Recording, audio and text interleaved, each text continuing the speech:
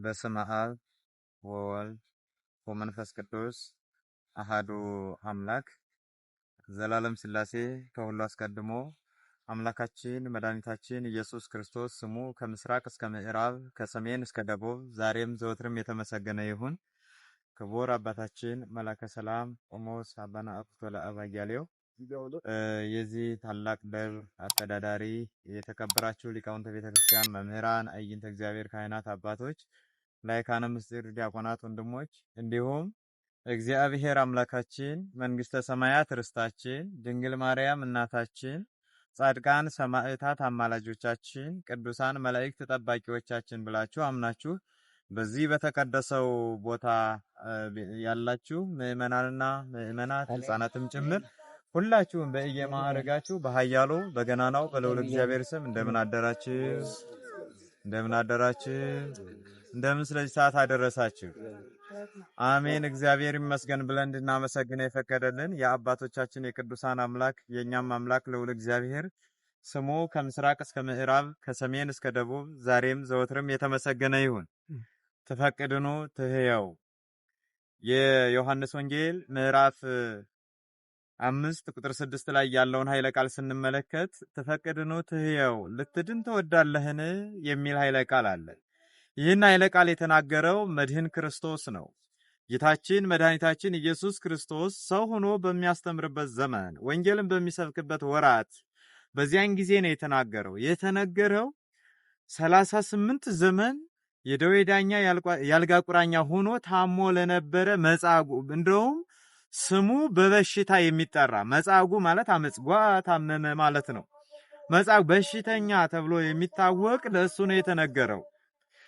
ጥያቄ ነው። በነገራችን ላይ እዛ ላይ ይህን ጥያቄ ያቀረበለት በኢየሩሳሌም ጵሮጳጥቄ ቀለነብትራ ቤተሳይዳ ወይም ቀላያ አባግ የምትባል አንዲት የጸበል ቦታ ነበረች። 5 እርከኖች አሏት። በምስጢር ነው የተሰራቸው። ሰሎሞን ነው ያሰራት የሚል ታሪክ አለ። ያ የጸበል ቦታ የእግዚአብሔር መልአክ ሌሊት እየወረደ ጸበሉን ይባርክ ነበር። ጸበሉም ይታወክ ነበር ይላል። ጸበሉ ሲታወክም ደግሞ ቀድሞ የገባ ሰው ብቻ አንድ በሽተኛ በቀን ይድን ነበር። በቀን አንድ ምክንያቱም በብሉይ ኪዳን ሙሉ ድነት አልተፈጸመም ነበርና ያቺ ጸበል በቀን አንድ ሰው ብቻ ታድን ነበር። ክብር ምስጋና ይግባው። ዛሬ ግን በሐዲስ ኪዳን አምላካችን ኢየሱስ ክርስቶስ ዓለምን ካዳነ በኋላ ግን 24 ሰዓት መዳን ይችላል የሰው ልጅ። እኔ ስለ ጸበሉ ስለሆነ አሁን እንድታውቁ የምንፈልገው እውነት ለመናገር እግዚአብሔር ሁሉን ነገር ማድረግ ይችላል። የሱ ማድረግ ላይ ጥያቄም አይገባ። ነገር ግን ልትድን ትወዳለህን ብሎ የጠየቀው ያቺን የፈውስ ሰዓት ቀድሞ ከጸበልት ከታማሚዎች ፈጥኖ ወርዶ መዳን ስለሚፈልግ መጻጉዕ፣ ነገር ግን በሽታው በጣም የጸናበት ስለነበረ በብሉይ ኪዳን ያለችው ጸበል አንድ ድዊ ብቻ ስለነበር የምትፈውሰው እየቀደሙት ሌሎች እየገቡ ይድኑ ነበር። እሱ 38 ዘመን አልጋ ላይ ተኝቶ ይኖር ነበር።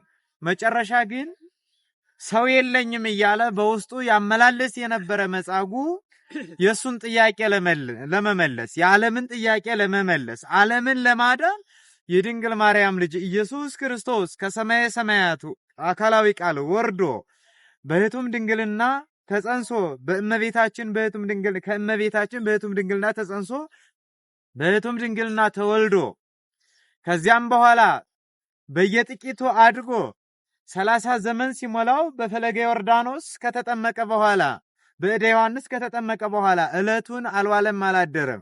ወደ ገዳመ ቆሮንቶስ ገብቶ ከጾመ ከጸለየ በኋላ ወንጌልን ይሰብክ ይጀምርልን ጀመር። ወንጌልን ለእኛ ድነት ይሰብክልን ያስተምርልን ጀመር። ምክንያቱም እኛ ልንድንበት እኛ ልንፈወስበት ስለሆነ ያን የማዳኑን ሥራ በሚሰራበት ዘመን ነበር መጻጉዕ ከጸበሏ ዳር ላይ ተኝቶ፣ ነገር ግን ሰው የለኝም አለ።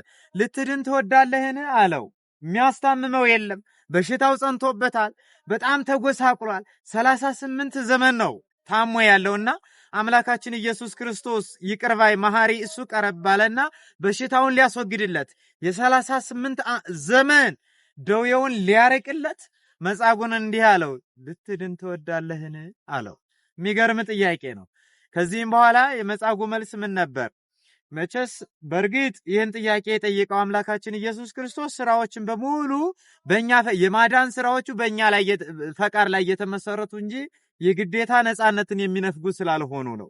ምክንያቱም አንድን የተራበ ሰው እርግጥ ነው ዳቦ ልስጥ ወይም እንጀራ ልስጥ ተብሎ ላይ ይጠየቅ ይችላል። ርቦታል፣ በቃ ካስፈለገው ለምን ዝም ብሎ አይሰጠውም? ይቻላል።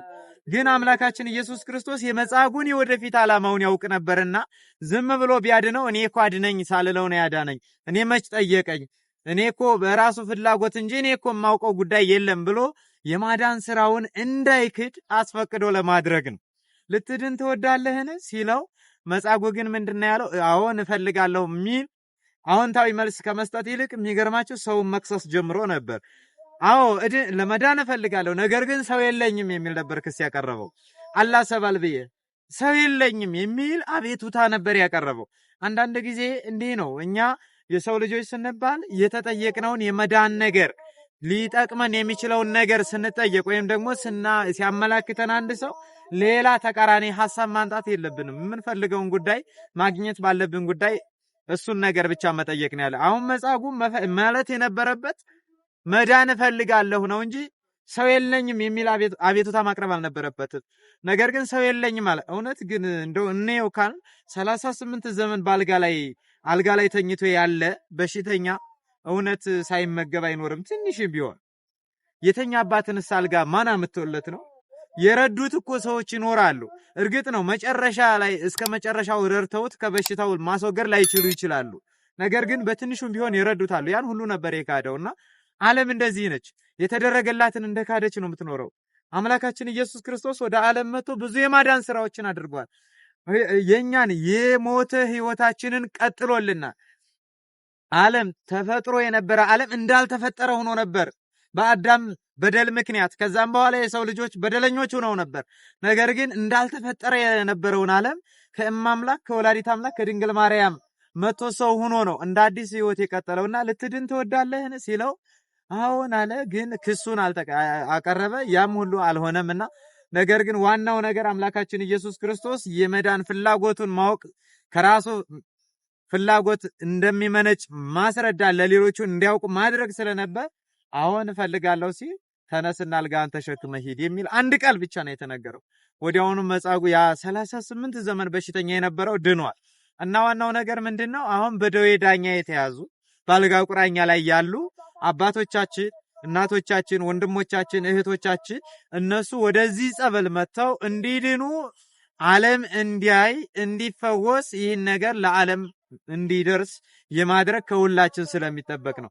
ይህ ጸበል እንደምታዩት እግዚአብሔር በሚያውቀው ከዚህ ቦታ ላይ ሲቆፈር የወጣ ጸበል ነው። ተቆፍሮ የፈለቀ ጸበል ነው። ይሄ በእርግጥ በዚህ በእኛ ዘመን ላይ እዚህ ቦታ ላይ ይህን ጸበል ማግኘት ትልቅ ነገር ነው።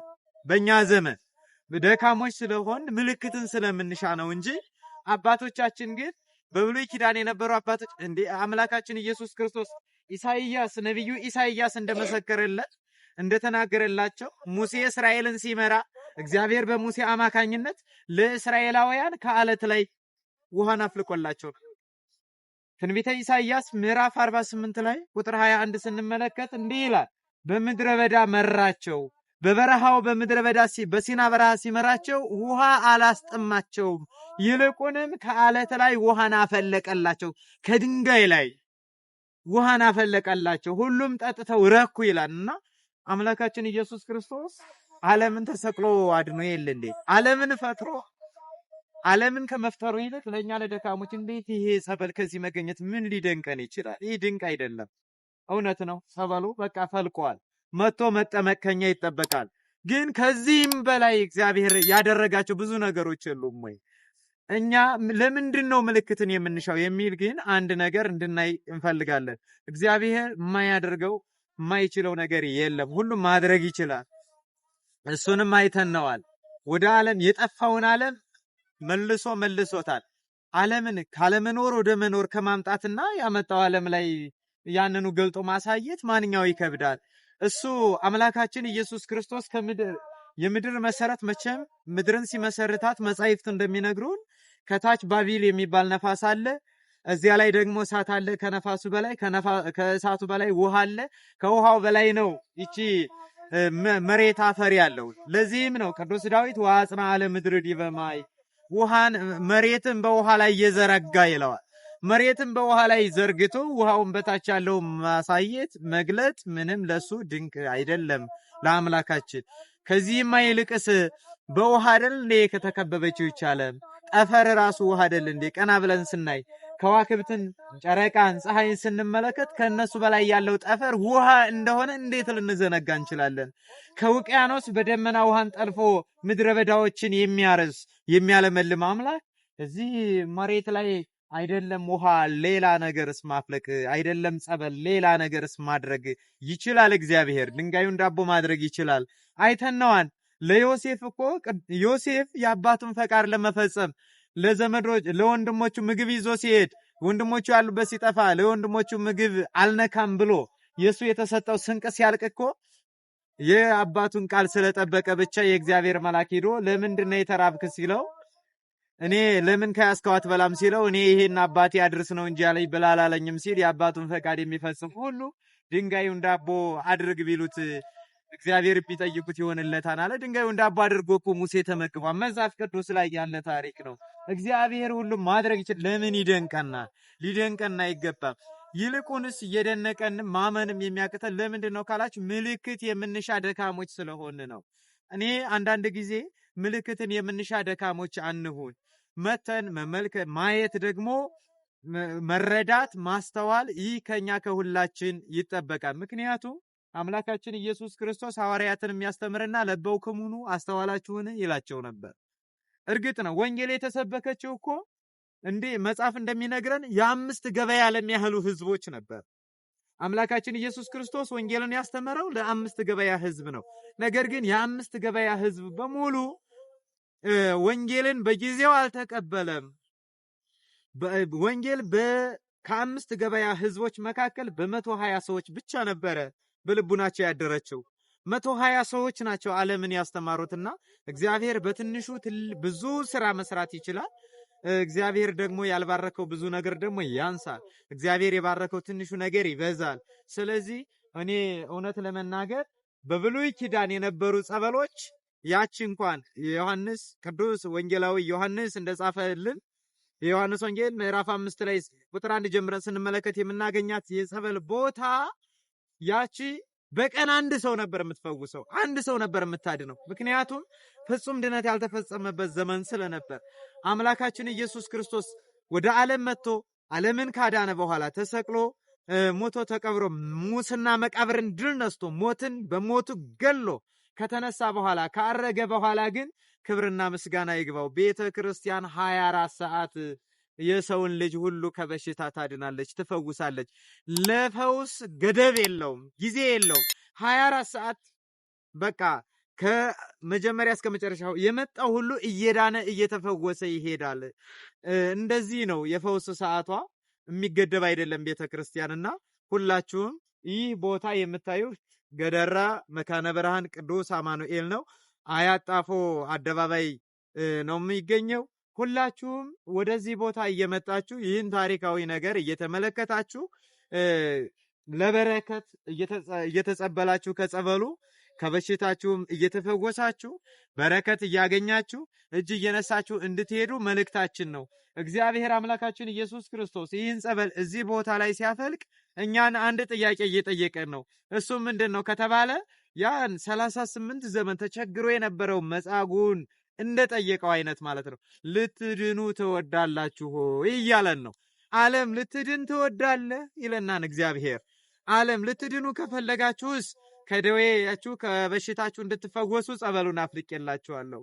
እንዲሁም ደግሞ ዘላለማዊ ሕይወት እንድታገኙ ይሄው ቤተክርስቲያን አለስ ጾማችሁ አስቀድሳችሁ ስጋውን ደሙን ተቀብላችሁ መንግስተ ሰማይ ትገቡ ዘንድ የተመቻቸ ነው እያለ ዓለም ልትድን ትወዳለህ ሆይ እያለ እግዚአብሔር በዚህ ጸበል አማካኝነት ጥያቄን እያቀረበልን ነው።